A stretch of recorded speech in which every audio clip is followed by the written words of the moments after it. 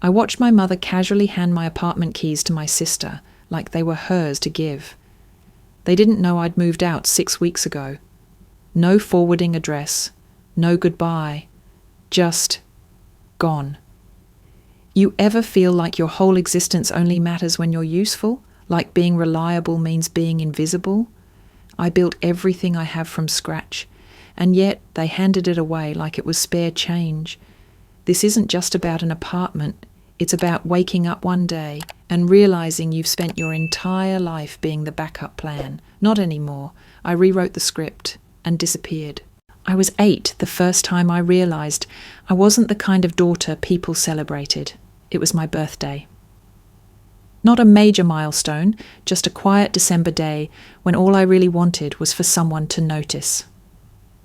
I'd left hints, cut out pictures of the cake I wanted from a magazine and taped them to the fridge, circled a necklace in a department store catalogue with a purple pen. Nothing extravagant, just something. The morning came and went, no song, no wrapped box. My mum was too busy helping Samantha get ready for her ballet recital. My dad had already left for work, muttering something about a deadline. I ate toast alone and walked myself to school, cold wind slicing through my too thin jacket. Later that evening, I sat on the stairs, watching Samantha twirl in her pink tutu in the living room, while my parents clapped like she'd cured cancer. I whispered, "Happy birthday" to myself and went upstairs. That was the night I first felt it, like I was made of glass, present but unseen. It didn't get better as we got older. If anything, the contrast became sharper. Samantha was always the centre of gravity in our house. Every conversation orbited her life. Her wins were banner headlines. Her failures were just misunderstood brilliance. When I made the honour roll for the 3rd semester in a row, my mother nodded and asked if I'd seen the shoes Samantha wanted for her field trip. When I qualified for the state spelling bee, they said, "Good job, honey," and then turned to help Samantha brainstorm ideas for her science fair project, which she later won, thanks to Dad's guidance. I didn't speak up. Not really. I was the quiet one, the steady one, the daughter who didn't make waves, but even steady ground cracks eventually. I remember one school assembly, my biggest debate competition win. I was 12. I had begged them to come, printed the flyer, taped it to the fridge, told them the date every single day for a week. I stood on stage, holding my award, scanning the audience, hoping to catch even a glimpse of their faces. But the seats I saved for them were empty. When I got home, I found a note. "At Samantha's dentist appointment, sorry, sweetheart." That was the moment, the pivot, the one where something inside me shifted. Not snapped, not then, but bent in a way that never unbent. I was the backup, the contingency, the spare. Samantha, 2 years younger, was always the star. Piano recitals, birthday parties with rented ponies, custom cakes shaped like castles. I was still buying my own birthday cupcakes from the grocery store at 16. I remember one time, my 16th birthday, I wanted a dinner with a few close friends at this little pizza place I loved. I cleaned the living room, set the table, even bought balloons with my allowance. At 6 o'clock, only my friends showed up, no parents. My mum texted, "Stuck picking up Samantha from practice. Order what you want. Love you." Samantha got a surprise party at the same age, complete with a rented venue, a live DJ, and a used but spotless convertible with a big red bow. I got a gift card with no note. It wasn't just the celebrations, it was every small moment. The way my mother touched Samantha's hair when she walked by. The way Dad stayed up late helping her with homework. How the house buzzed when Samantha entered a room, and how it stayed quiet when I did. You start to believe them after a while. The people who ignore you. You start thinking maybe you really are easier to forget. Maybe you were just built to be low maintenance, the easy child, the one who doesn't require much attention. But let me tell you something. Being the easy child is lonely as hell. Looking back, I don't think my parents meant to make me feel invisible. That's the worst part. It wasn't cruelty. It was neglect, wrapped in routine. A pattern so deeply ingrained that none of us saw it until it had carved a canyon between us. But even the forgotten child remembers everything. By the time I was 17, I stopped expecting help. My parents never said it out loud, but the message was clear. Samantha needed more guidance, more support, more attention. I was so responsible, so independent, the one who didn't need checking on, so I learned to stop needing. College was the first real test. I got accepted into Northwestern University, one of the proudest moments of my life. I remember sitting in my room, staring at the acceptance letter, hands trembling. When I showed it to my parents, my mother smiled and said, "That's wonderful, honey. Let's talk about finances this weekend." But that weekend never came. I got a part-time job at a local coffee shop the summer before school started, then picked up a second job at the library when the semester began. On weekends, I waitressed at a diner 3 neighbourhoods over. I averaged about 4 hours of sleep a night and ate most of my meals standing up. While other students went to frat parties or study groups, I calculated how many tips it would take to afford my next textbook. My parents gave me $500 per semester, just enough to cover used books if I skipped buying groceries that week. They said they wanted me to learn the value of hard work. Meanwhile, Samantha, who had barely graduated high school, got accepted into a private liberal arts college with a focus on the arts. When she decided to defer her admission for a semester-long trip to Europe to find herself, guess who funded the entire thing? That was the twist that finally broke something in me. It was during my sophomore year. I had just worked a 14-hour shift and come home to my dorm to find my roommate watching Instagram stories. There was Samantha sipping espresso in a Paris cafe, the caption reading, "Finding myself in the city of love, blessed." I called my mum that night, the exhaustion and bitterness bubbling under the surface. "I thought we agreed you'd help with tuition," I asked, trying to keep my voice level. "Oh, sweetie," she said, like I was the one being unreasonable. "We just thought Samantha needed this experience. You're so stable. We knew you'd find a way." That was the moment I realized I wasn't the daughter you support.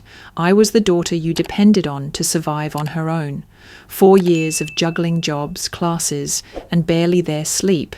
And I graduated with honours. I didn't expect a celebration, but I still hoped. The day of my graduation, my parents were late to the ceremony. They missed most of my speech and showed up in time to snap a few pictures with Samantha in the crowd, waving proudly. After college, I moved to Chicago and rented a room in a cramped apartment with 2 other women. I took an entry-level marketing job that paid more in promises than money. I packed my own lunches, walked instead of using public transit, and kept a spreadsheet for every dime I spent. Slowly, meticulously, I saved. It took 5 years of saying no to things that looked like life just so I could build one. And then I bought it, a 900 square foot 1-bedroom apartment in River North. Exposed brick, hardwood floors, sunlight that bathed the kitchen every morning.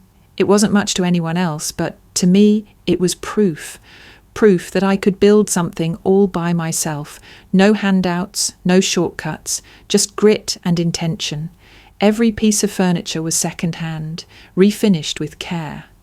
The grey sectional took 6 months of saving. My coffee table was made from repurposed wood I sanded myself. I cried the first night I slept there. Not because I was sad, but because I had done something no one expected of me. No one except me. It wasn't just an apartment. It was my declaration. I mattered. I wasn't invisible. I wasn't a backup plan.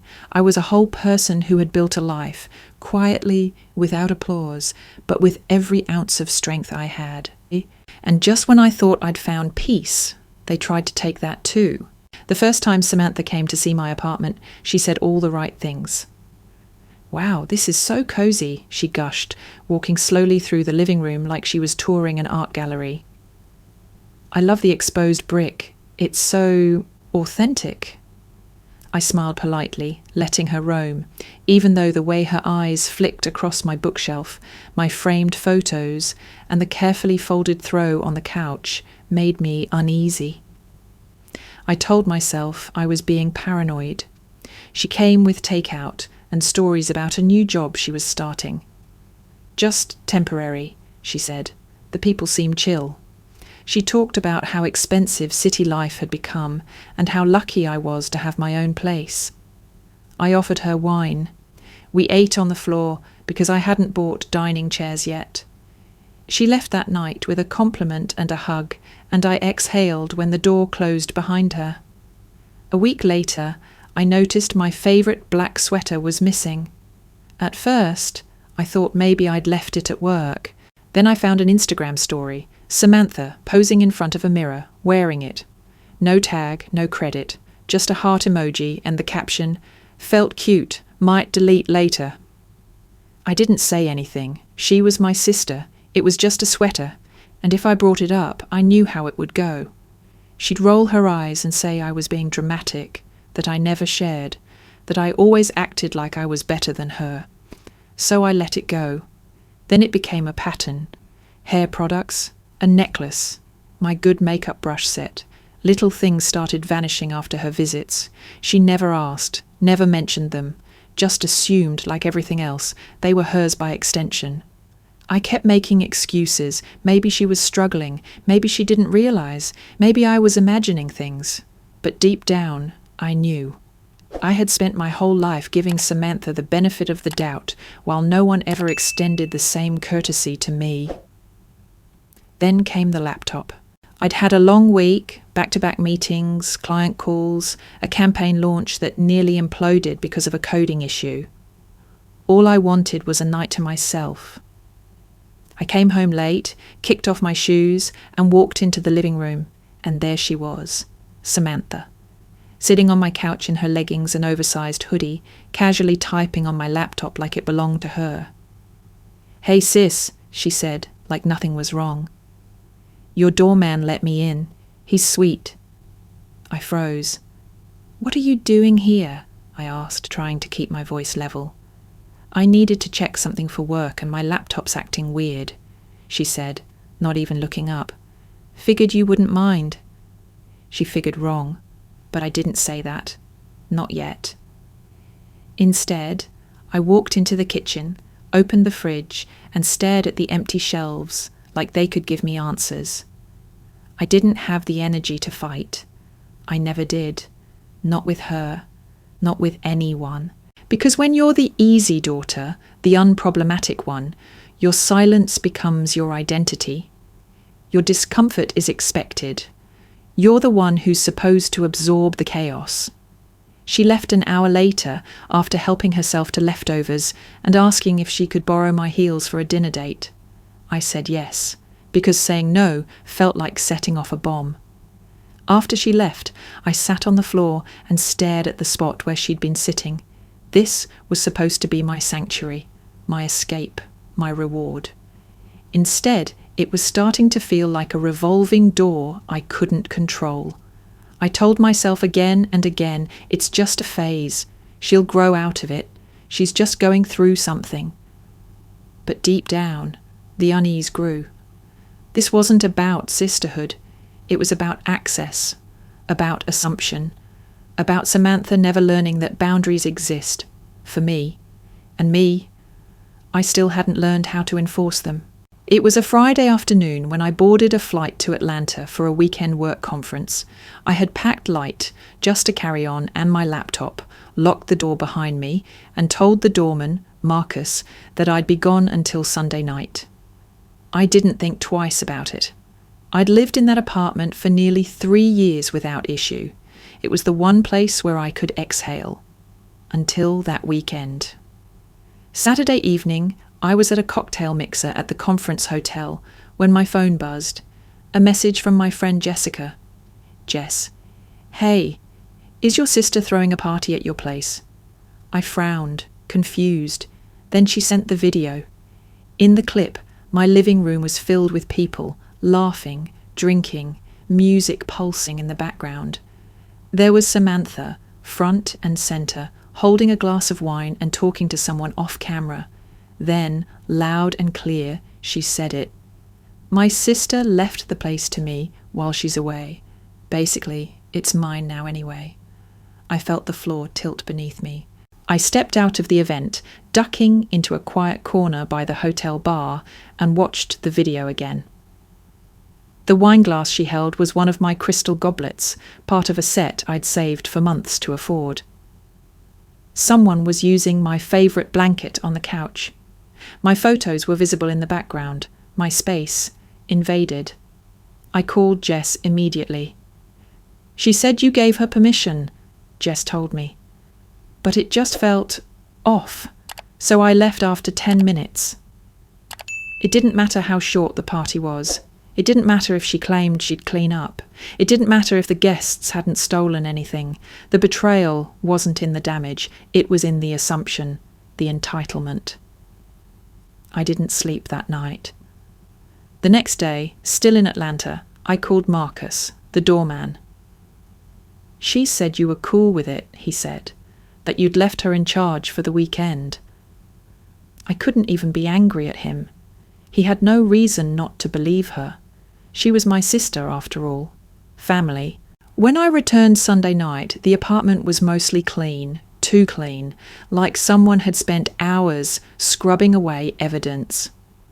But there were signs. My couch cushions were rearranged, the recycling bin was overflowing with empty bottles, and a faint scent of perfume I didn't wear still lingered. But the worst was the message Samantha had left on my desk, written on a post-it note in her loopy handwriting. "Hope you don't mind. Everyone loved your place. Sam." That little heart sticker she'd added felt like a punch. She didn't even think it was wrong. Not a violation. Not even worth an apology. Just a casual use of something that didn't belong to her. Because in her mind, everything that was mine had always somehow been partially hers. I didn't call her that night. I couldn't trust myself not to explode. Instead, I sat on my bed, looking around the room I had built with so much care and discipline, and felt like a stranger in it. I thought about all the things she'd borrowed without asking, all the times she'd appeared uninvited, the way she used my belongings like they were her own. I replayed the video again. Basically, it's mine now anyway. What did that even mean?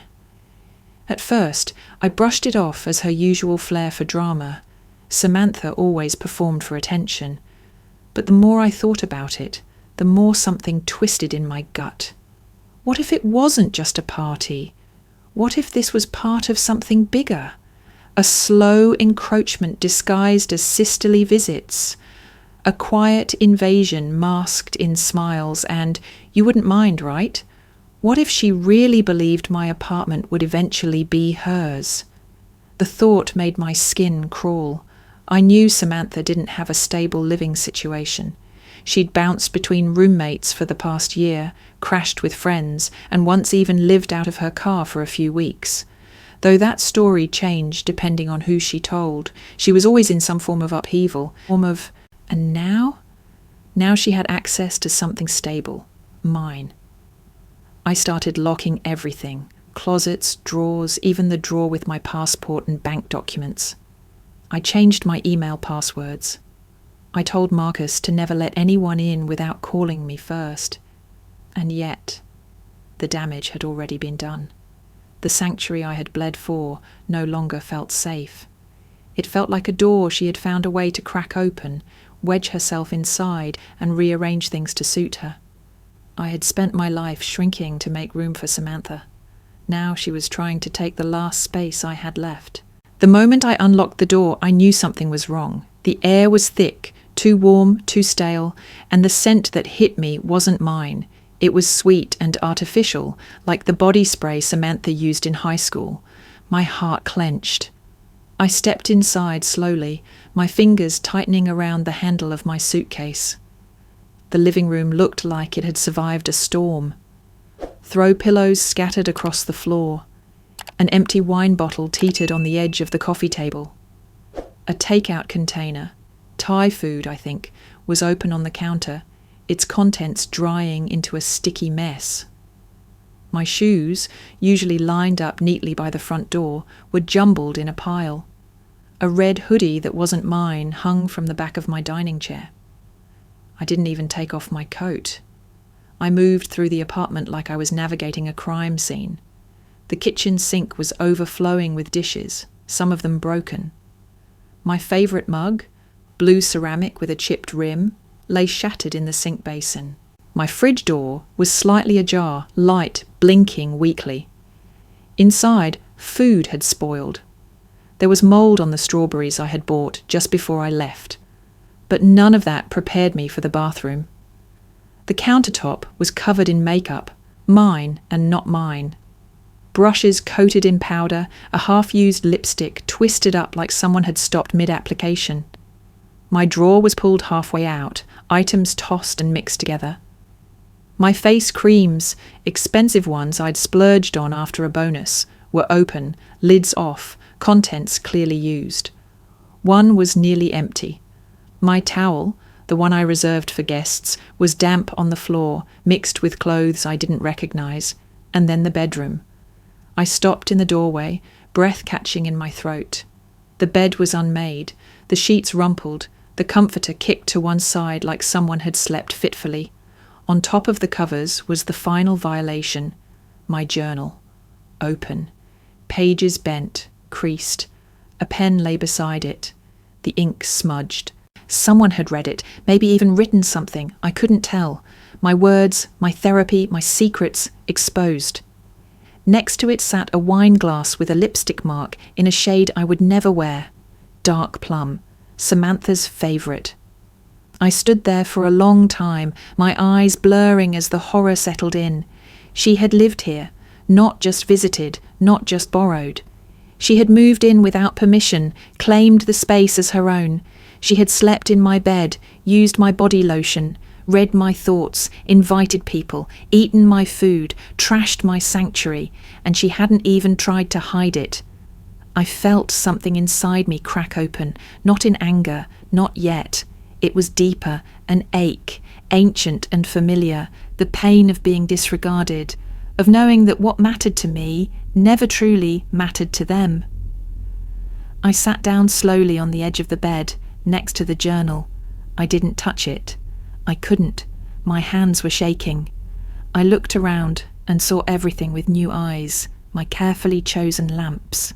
The thrifted dresser I'd painted myself. The curtains I'd hemmed on a Sunday afternoon while drinking tea and listening to jazz. Every item in this room had a memory, a purpose. And she had trampled through it all like it was a hotel suite. I buried my face in my hands. How had I let it come to this? Not just the invasion, the pattern. My entire life had been one long practice in making myself smaller to make room for Samantha. Every time I forgave her. Every time I said yes when I wanted to say no. Every time I bit my tongue to keep the peace. Now even this, my home, my heart, my mind, wasn't mine anymore. That night, I didn't sleep. I sat on the couch, arms wrapped around my knees, staring at the door like I expected her to walk in again, like this was still her place to enter. And in a way it was, because I had never truly claimed it. But that was about to change. 2 days after I returned from Atlanta, I stopped by the apartment leasing office across the street. I was picking up a parcel they'd accidentally received, just a small mix-up. As I chatted with the receptionist, a box caught my eye behind the counter. My name was on the label, but the delivery address wasn't mine. It was for a building a few blocks away, one I didn't recognize. Curious, I asked about it. "Oh, that's one of ours too," the receptionist said, scrolling her screen. "Unit 3B belongs to a Samantha Warner. I think she's just applying. The box must have been forwarded here by mistake." Samantha Warner. I stood frozen. That was my sister's full name. And the address? I hadn't even known she was looking for a new place. But the name on the box? It was mine, my name, my shipping label. "Do you mind if I take that?" I asked, keeping my voice steady. "No problem," the receptionist said, handing it over. Back home, I opened it carefully. Inside were items I hadn't even realized were missing yet. A pair of decorative bookends from my office, a framed photo of me and my college friends, a set of linen napkins I'd never even used, all carefully packed in bubble wrap like someone preparing for a housewarming. My stomach turned. That evening, I dug through my shelves and drawers. More was missing than I'd realized. A blender, a decorative vase, a brand new throw blanket. Slowly, the picture formed. Samantha hadn't just borrowed. She was building something with my belongings. The next day, Jessica texted me again. "Jess, you're not going to believe this. Just saw Sam at a coffee shop with some friends. She was talking about how your place is basically hers now. Said you're so busy with work that she might as well take care of it for you." The message sent a chill down my spine. It wasn't just a joke anymore. This wasn't just boundary blurring or casual entitlement. This was delusion. A carefully crafted fantasy that she was sharing with people. A narrative where she was the new rightful owner of my life. I called her that night. She picked up on the second ring, chipper and breathless, like I had caught her in the middle of dancing. "Rach, what's up?" "We need to talk," I said, my tone clipped. "Sure," she replied. "Want to grab lunch tomorrow?" "No," I said. "Now." 20 minutes later, she walked into my apartment like she owned the place. She even had her own copy of the keys. I didn't ask where she got them. "Is this about the party?" she asked, dropping her purse on the couch. "Because I swear I cleaned up. Everyone loved your vibe, by the way. You could totally be an interior designer." "Sit down," I said. Something in my voice must have cut through, because she obeyed. I showed her the box. Her eyes darted to it, and then back to me. "That's for my place," she said. "My name's on the shipping label. I was just borrowing a few things until I get settled." "You took framed photos, Sam. You packed like you were moving into your own place, with my things." She paused. "Okay, fine. I just thought, look, I figured you wouldn't mind. You always have so much." "That doesn't make it yours." "I didn't mean to steal anything," she said, her voice wobbling. "I've just been in a rough spot. I don't have anyone else. And your apartment feels like home. It's the only place that's felt safe in a long time." Tears welled up in her eyes. That was the moment, the one where I almost folded. Her voice cracked just enough. Her shoulders curled inward. She looked like a scared little girl. For a split second I felt it, that old instinct to protect her, to forgive her, to fix it. Then I remembered the journal, the wine glass, the party, the video. This wasn't vulnerability, this was performance. "You're not staying here again," I said firmly. "Not for a night, not for an hour." Her tears vanished as quickly as they came, replaced by outrage. "Wow, cold much? You've always been like this, selfish, judgmental." "No," I said. "I've always been tired. And you've always counted on me being too exhausted to say no. But that ends now." She stormed out, and for the first time, I locked the door behind her. Not just with the key, but with every part of me that used to believe I owed her anything. It was a Tuesday afternoon when I got the text from my mother. "Mom, family dinner this Thursday. Don't be late. 6 p.m. sharp. We have something important to discuss." No emojis, no smiley faces, just clipped, purposeful words that immediately set my nerves on edge. I knew what it was about. The fallout with Samantha had clearly reached them. I imagined the phone calls, the tearful monologues, the dramatic pauses where she played the victim perfectly. And now I was being summoned, not invited, to play my usual role, The one who fixes things. The house hadn't changed since I was a teenager. Same beige carpeting, same slightly chipped figurines lined up along the mantel. The photos on the wall still told the same story. Samantha at dance recitals, Samantha holding trophies, Samantha laughing at summer camp. Me? I was in maybe 3 of them, all group shots, none solo. Dinner was pot roast, of course, my mother's show of peace meal. She bustled between the kitchen and dining room, her energy oddly manic. My father sat at the head of the table, pretending to be engrossed in a crossword puzzle, while obviously waiting for the moment to pounce. Samantha was already there, scrolling through her phone like she hadn't blown up my life 2 weeks ago. She didn't look up when I entered. We ate mostly in silence. My mother filled the air with small talk about neighbours, her book club, how expensive groceries had become. Samantha barely touched her plate. My father cleared his throat twice, the universal sign that something serious was coming. After dessert, apple pie, her favourite, not mine, he finally spoke. "We've been talking," he began, laying his fork down with exaggerated care. "About family, about responsibility." My shoulders tensed. "Samantha's had some recent setbacks," my mother added quickly, like she wanted to soften the blow. "And we believe, for now, the best solution is for her to stay at your apartment." Silence. I blinked once, then twice. "She what?" "She'll stay at your place," my father said, voice firm now. "Just temporarily, until she gets back on her feet." "You mean the place I own? The one she trashed last month?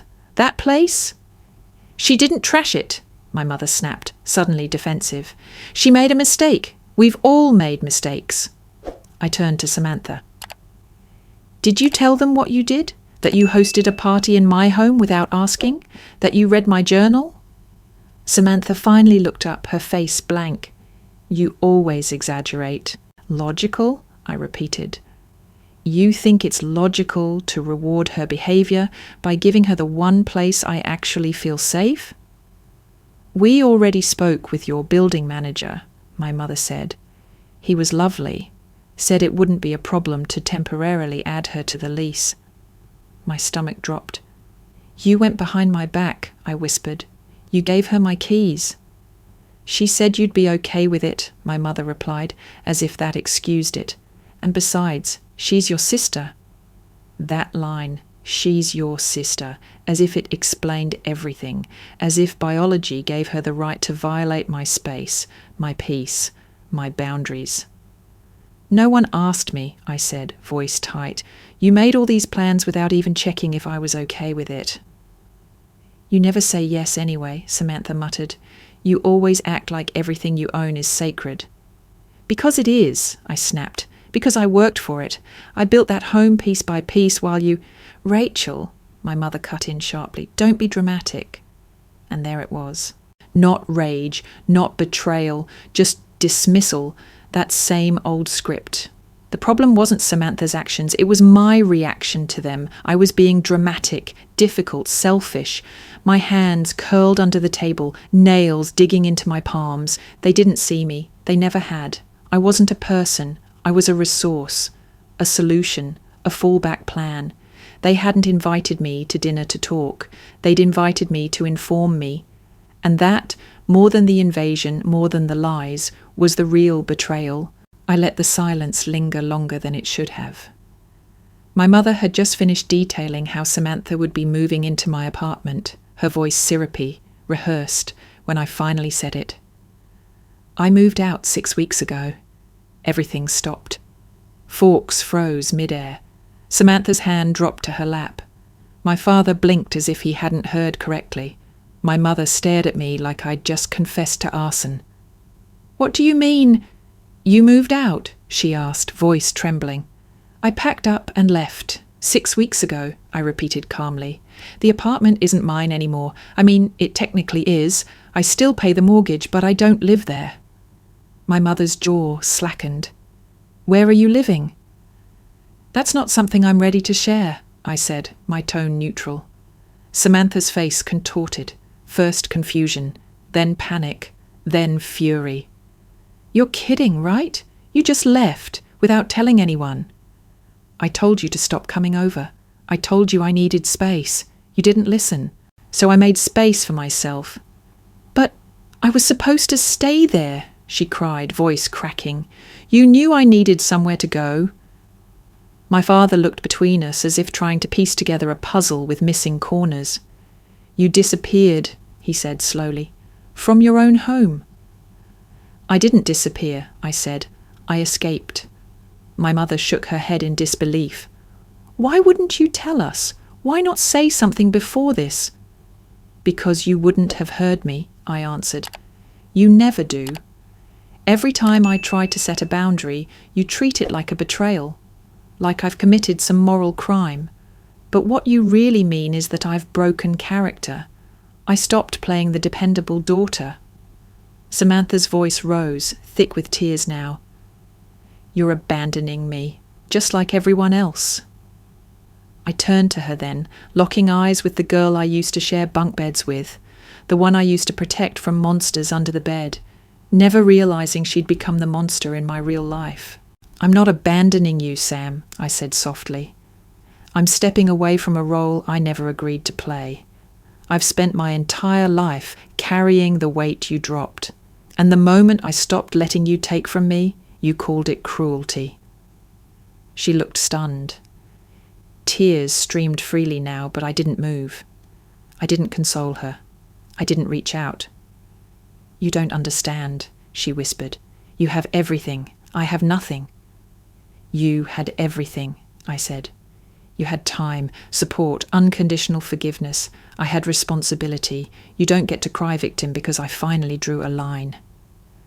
My father stood up, anger slowly bleeding into his expression.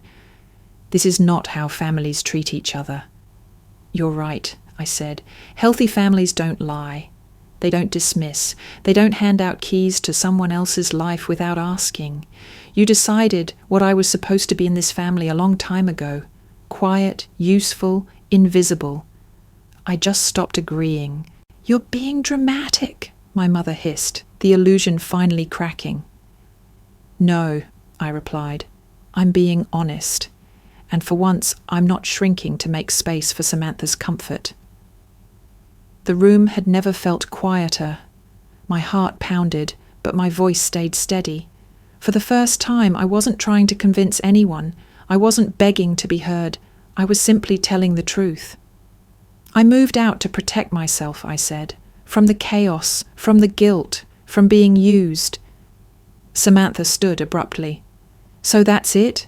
You're just cutting us off?" "I'm reclaiming my peace," I said. "You can call it whatever makes you feel better." I picked up my coat and walked toward the door. My mother's voice followed me, half pleading, half accusing. "You can't just walk away from family, Rachel." I turned the knob slowly, then paused. "I'm not walking away from family," I said without turning around. "I'm walking away from being the one no one sees until they need something," and with that I left. The night I decided to leave for good, I didn't cry. I didn't scream. I didn't even slam a single door. I simply sat in my living room surrounded by the ghosts of 1,000 small violations and made a list. A quiet, methodical exit plan. Not an act of rebellion, but of self-preservation. The first thing I did was open a new bank account at a credit union across town, one Samantha didn't know existed. I transferred half my savings there, kept the other half where it was to avoid suspicion. I didn't close anything, just duplicated it. A safety net within a safety net. Then I rented a P.O. box under a different name, just my initials. From then on, all important mail would go there. Insurance documents, medical statements, even my therapist's notes. I wasn't just moving, I was disappearing. Carefully, silently, intentionally. Next came the purge. I started with the drawers. One by one, I emptied them onto the floor and asked myself a simple question. Does this item belong in the next chapter of my life? If the answer wasn't an immediate yes, it didn't come with me. Clothes were easiest. Half of what I owned reminded me of arguments, compromises, holidays where I smiled through gritted teeth. I gave away dresses Samantha had borrowed and returned with stains. Threw out the sweater my mother once called too plain for a family dinner. I kept the coat I bought with my first bonus, the one that made me feel like a woman who'd built something from scratch. Books were harder. I had to decide which stories had shaped me and which ones I had clung to out of habit. I kept the ones that had comforted me in the silence of being ignored, left behind the ones that told me to be grateful for crumbs. Furniture came last. I knew I wouldn't take much. The couch, though comfortable, still held the memory of Samantha curled up with a glass of stolen wine, giggling with friends she'd invited without asking. The bed had seen too many restless nights. The dining table? A relic of family dinners where I was both present and invisible.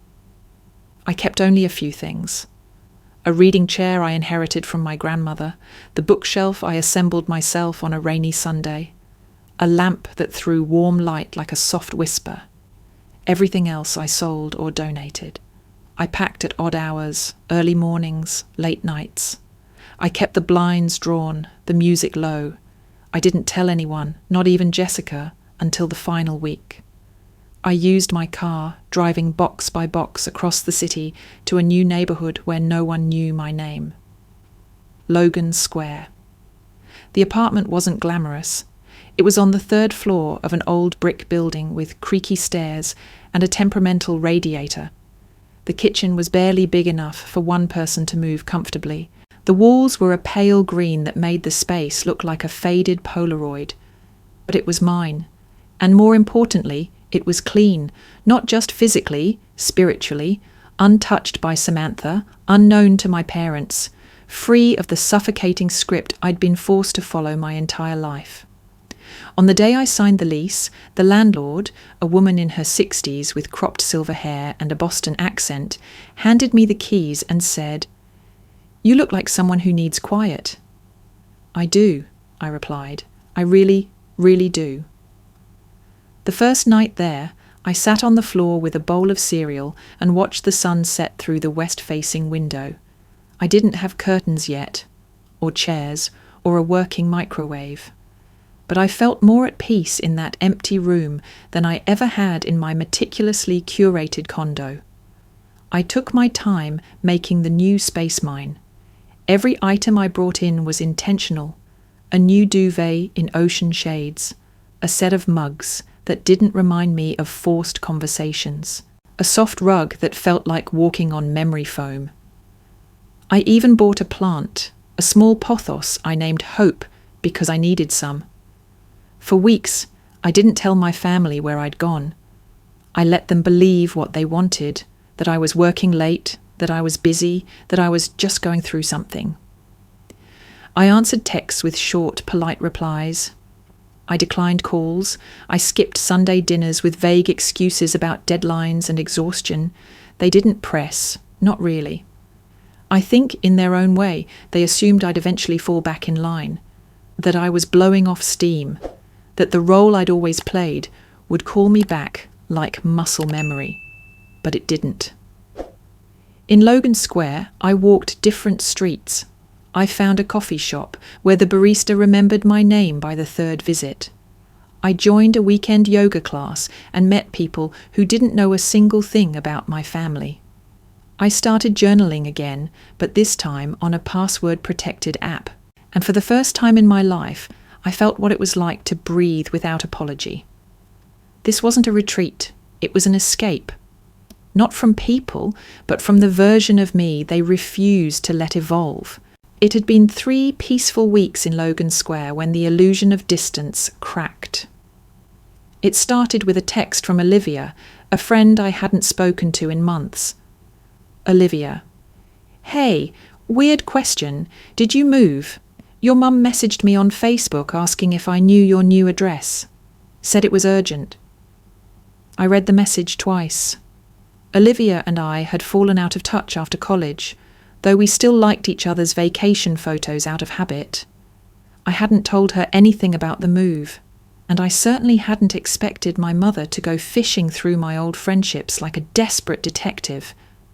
I called Olivia. She said you weren't responding to family, she explained, that they were worried and just needed to send you something important. She asked if I remembered where you used to say you wanted to live. What did you say? I asked, my voice tight. Nothing. I told her I had no idea. Rachel, is everything okay? I'm fine, I replied. Really, I just needed space. I thanked her and hung up. Then I stared at my phone, thumb hovering over my mother's number. But I didn't call. Instead, I opened every app I used. I changed privacy settings, archived tagged photos, unfollowed family members. I deleted my LinkedIn. I turned my Instagram into a private empty shell with a blank bio. On Facebook, I posted a vague message, something like, taking a digital break for a while, be well. Then I logged out, not because I wanted to disappear, because I had to. Because peace wasn't just about where you lived. It was about who could find you, who could reach into your world and rearrange it when they felt entitled to your presence. My mother hadn't reached out directly, not once. No apology, no acknowledgement of the last dinner.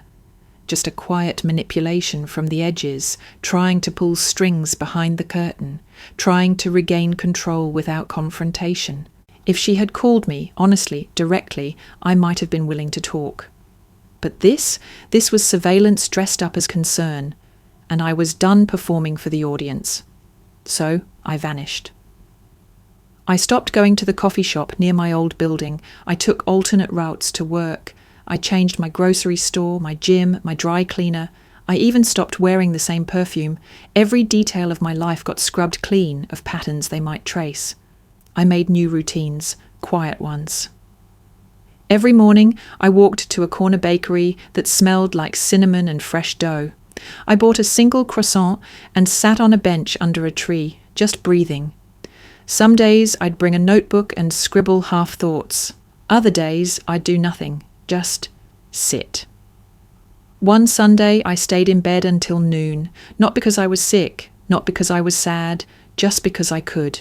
No one called, no one asked where I was, no one demanded I show up and smile while someone else took the spotlight. It was lonely at first, but then it became something else, something softer, something quieter, a kind of solitude that wasn't emptiness, but clarity. For the first time in my adult life, my time was truly mine. No guilt, no obligations, no sister texting, "Can I crash at your place?" No mother saying, "We need to talk." No father implying I was selfish for wanting boundaries, just space. My sanctuary, rebuilt. Sometimes I wondered if they noticed how quiet my absence had become. If Samantha was still playing the victim. If my mother was still telling her version of events to anyone who'd listen. If my father had figured out that I wasn't just taking some time. But I never asked. Because the truth was, I didn't care anymore.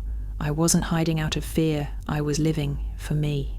The second family dinner invitation came through another text, this time from my father. Dad. Dinner this Sunday. Everyone will be there. It's important. Please come.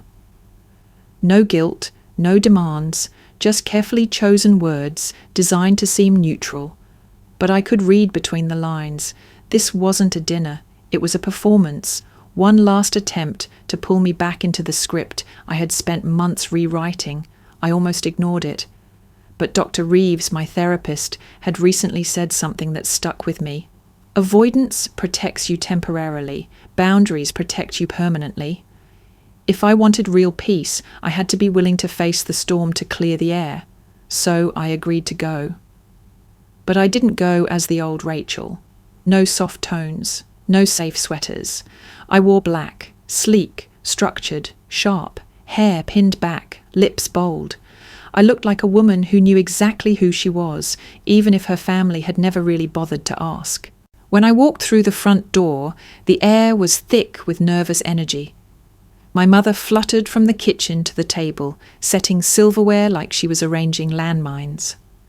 My father stood near the fireplace, hands folded behind his back, like a judge waiting to preside, and Samantha was already seated, arms crossed, eyes narrowed. "Hi, sweetheart," my mother said with a tight smile. "You look different." "I am," I replied. We sat in a strained silence, interrupted only by the clinking of utensils and the occasional forced comment about the weather, work, or local news. I didn't offer updates. I didn't ask about them. I let the silence speak for itself. Halfway through the roast chicken, my father put his fork down. That same slow, deliberate move he always used when preparing for one of his talks. I almost laughed. Now they wanted to understand. "I've needed space," I said evenly, and for once I took it. "You disappeared," my mother said quietly. "That hurt us." I met her eyes. Being constantly overlooked hurt me, for years. "You've always been the strong one," my father added, as if that explained it all. "That's not a compliment," I replied. "It's a justification for neglect, for imbalance, for never asking if I needed anything." Samantha scoffed. "Oh, come on. You had everything figured out. You made us all feel like screw-ups." "No," I said, turning toward her. "You just didn't like that I had to work twice as hard for half the recognition." My mother stepped in then, voice pitched higher, trying to mediate. "This isn't helping. We're not here to argue." "Then why are we here?" I asked. "Because from where I'm sitting, it looks like another attempt to make me the problem." The table fell silent, and then my father said something I never expected. "You're right." Just 2 words. They didn't fix everything. But for the first time I saw hesitation in his face. Not defensiveness, not denial, just pause, a crack in the script. "You're right," he repeated, softer now. "We didn't see what was happening. We thought because you never asked for help, you didn't need it." "I did," I said. "I just stopped expecting it from people who never gave it." My mother looked down at her plate. Samantha said nothing. For the first time in my life, they weren't talking over me. They weren't trying to correct me, or guilt me, or gaslight me. They were listening. I wasn't sure what came next, but I knew one thing for certain. The script was broken, and I was no longer reading from their pages. Just when I thought the conversation had reached some fragile understanding, some slow thawing of the silence that had defined us, Samantha spoke. It was almost casual. "You know," she said, stabbing at a piece of roasted carrot, "I only read your journal because I needed to understand how to get through to you." I turned to her slowly, unsure if I'd heard her correctly. "What?"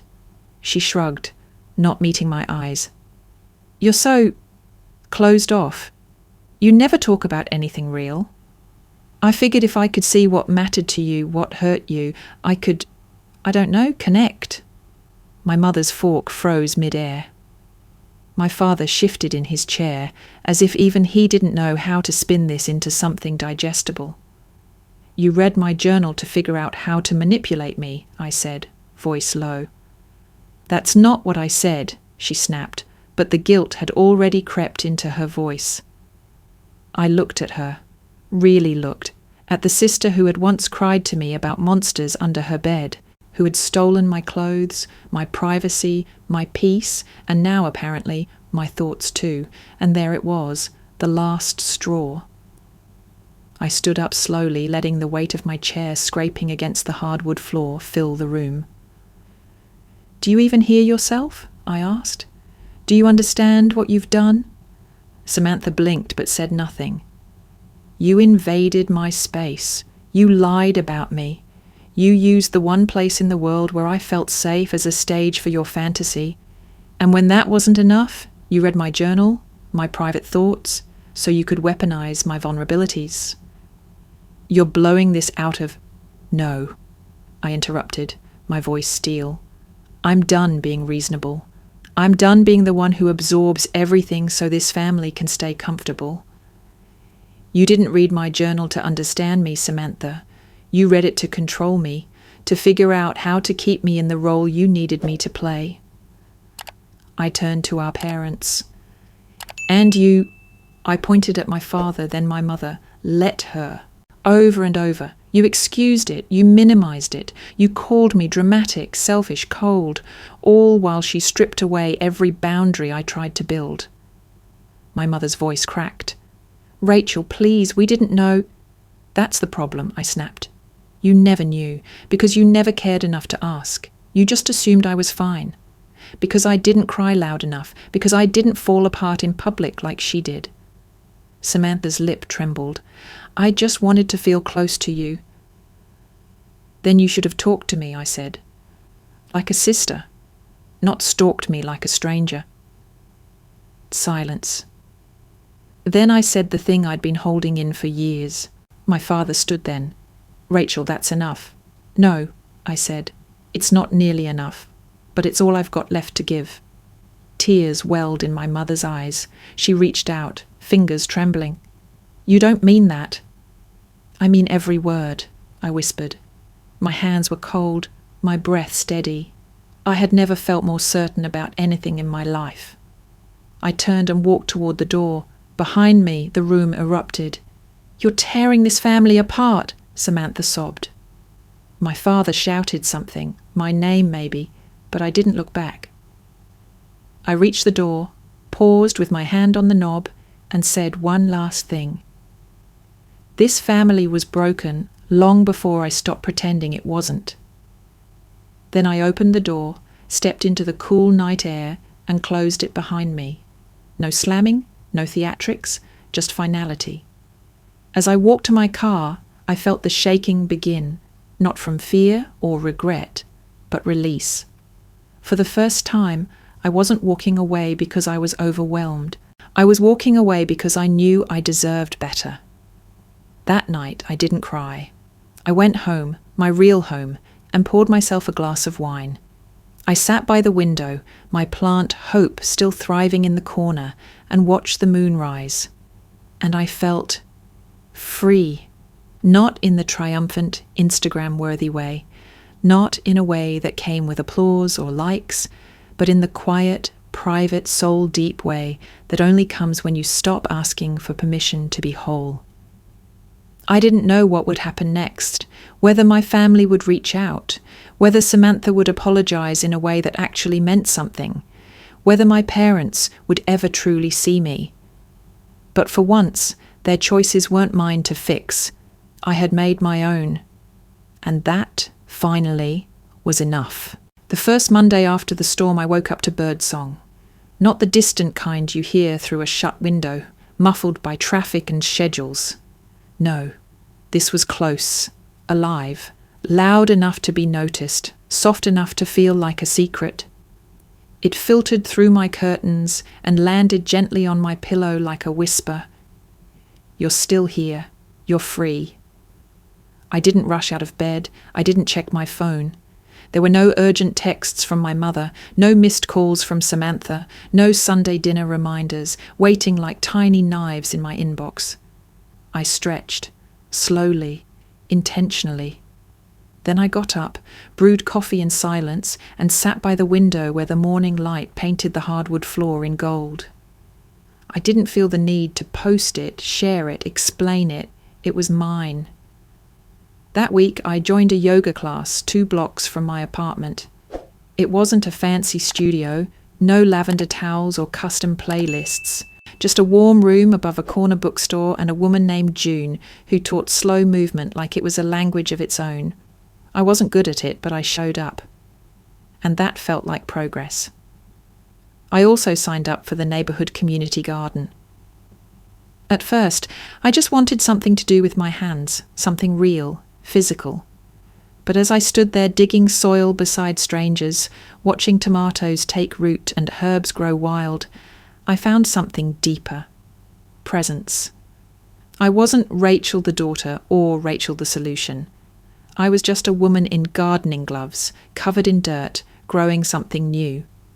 Zoe, my neighbour from down the hall, invited me to trivia night at a dive bar 3 blocks away. I almost said no, reflexively, but then I remembered I didn't have to explain myself to anyone anymore, so I said yes. We lost every round, but I laughed, hard, the kind of laughter that bubbles from your gut, the kind that leaves your cheeks aching. And somewhere in that dingy bar, between overpriced nachos and terrible pop music, I realized something. No one here knew my history. No one measured me against my sister. No one asked why I didn't come home more often, or why I seemed distant, or why I wasn't more like Samantha. I was just me. In Logan Square, I started to rebuild, not just a home, but a sense of identity unchained from expectation. I replaced family obligation with chosen connection. I surrounded myself with people who didn't demand I explain every boundary like it was a confession. I learned to say no without guilt, to say yes without fear. I began writing again, not in a journal someone could steal, but in documents titled with bad jokes and inside references only I understood. I wrote short stories, fragments of essays, letters I never intended to send. Some were angry, some were soft, all of them were honest. I donated more furniture, bought a bike, made playlists that didn't include songs tied to memories I'd rather forget. One day, I deleted the last voicemails from my parents, those old messages tinged with guilt, subtle demands, disappointed sighs. And then I sat down and exhaled. Because for the first time in a very long time, there was no background noise, no emotional static, no, you should call them back, no, what if she's really sorry this time? Just a soft, clear silence, the kind that feels like beginning again. I still had moments of doubt. Of course I did. Grief doesn't vanish just because you finally enforce your boundaries. Sometimes I'd walk past a woman helping her daughter pick out apples at the market and feel a hollow ache. Sometimes a song would come on that reminded me of dancing with Samantha in the living room when we were still little, still whole. Sometimes I missed the idea of a mother more than the woman herself. But those moments didn't own me anymore. They passed like weather. And when they did, I had my garden, my yoga mat, my trivia team, my quiet apartment with its creaky floors and sunlit mornings. I had my life. One I'd built not out of rebellion, but out of reclamation.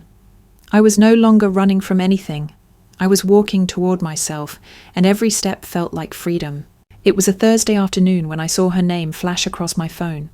Samantha. I stared at it for a long time, thumb hovering above the screen. The last time we spoke, she'd weaponized my private thoughts and watched our family burn as if it were a drama made for her. But curiosity, that old familiar ache, nudged me. I opened the message. Samantha. I started therapy. It's weird, hard. The therapist says I owe you an apology. I'm not ready yet, but I will be. I didn't know what I expected. Denial, maybe. A passive-aggressive dig.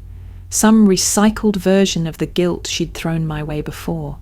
But this was new, small, halting, honest. I didn't reply right away. I let it sit. Because growth isn't a light switch. It's a dimmer, slow, uncertain, flickering. But it was something.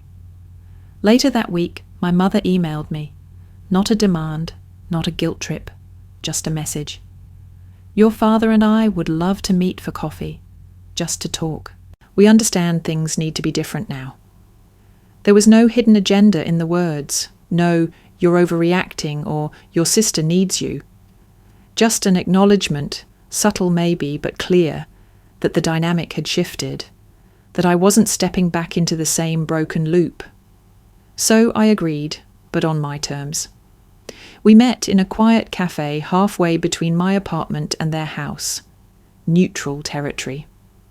I arrived early, sat by the window, ordered chamomile tea, and waited. They came in looking older than I remembered, not physically, but energetically. My mother's smile was hesitant. My father didn't lead the conversation with a critique of the traffic or economy like usual. They ordered decaf and sat across from me like people who knew they were guests, not hosts. We talked about safe things first, weather, books, local news. Then, slowly, my mother reached across the table and rested her hand near mine, but not on it. "I miss you," she said quietly. "But I understand why you needed space. I just want to earn the right to be part of your life again. It wasn't perfect, it wasn't everything, but it was enough to start something new. Not repair the old structure, but build something different entirely." I laid out my boundaries clearly. No more surprise visits, no using Samantha's crisis as a reason to involve me. If we're going to have a relationship, it has to be with me, not through her, not through guilt. My father nodded. "That's fair." And for once, he meant it. We met again a month later.